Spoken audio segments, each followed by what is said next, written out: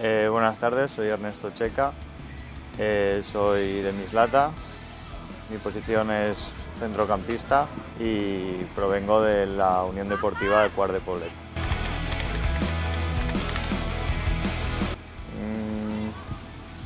Coach Carter me gustó mucho, pero no sé, veo muchas películas y la verdad es que me gustan. El Museo del Prado, de Javier Sierra.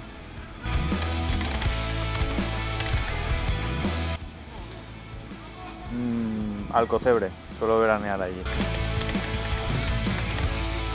Serie, Sobrenatural. No sé, me gusta mucho comer, diría la paella.